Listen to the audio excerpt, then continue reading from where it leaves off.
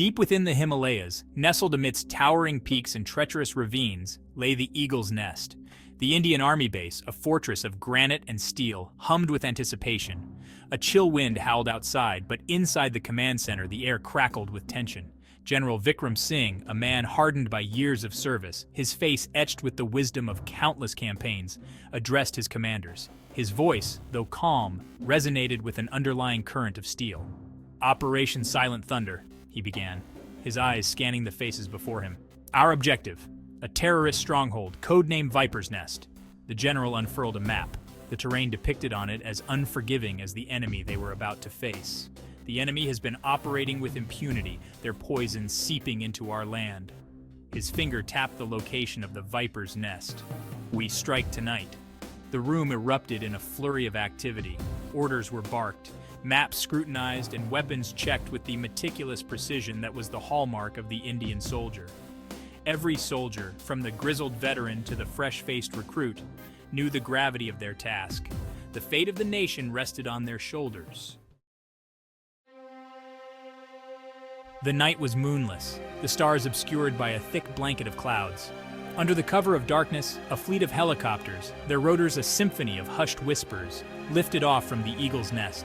They carried the ghosts of the Himalayas, the elite para-special forces, their faces camouflaged, their eyes burning with steely resolve.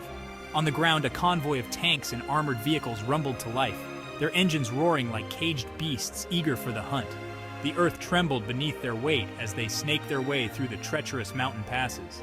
Leading the armored column was Colonel Arjun Rathore, his face hardened by years of experience. He gripped the steering wheel of his tank, his eyes narrowed in concentration as he navigated the treacherous terrain. Hours turned into an eternity as the soldiers inched closer to their objective.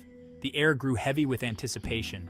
Every rustle of leaves, every creak of equipment sent a jolt of adrenaline through their veins.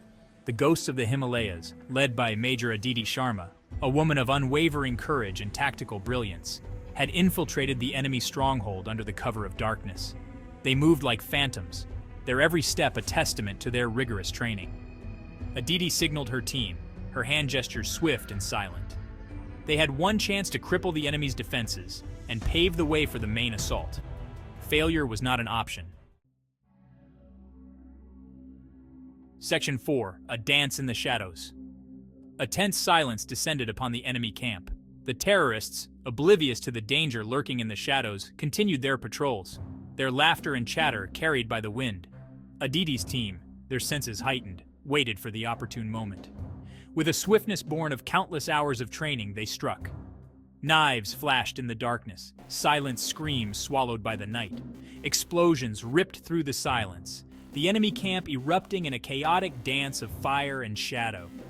From their vantage point on a nearby ridge, Colonel Rathore and his men watched as the ghosts of the Himalayas wreaked havoc.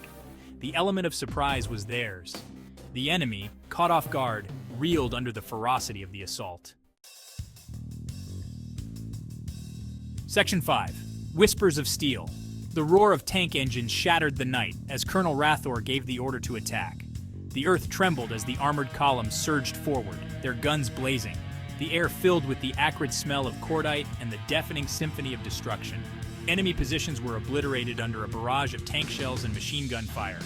The terrorists, their initial shock giving way to fear, scrambled for cover, firing back with desperate fury. Inside his tank, Colonel Rathore remained calm amidst the chaos. His voice, amplified by the intercom, boomed through the tank, issuing orders with the precision of a surgeon wielding a scalpel.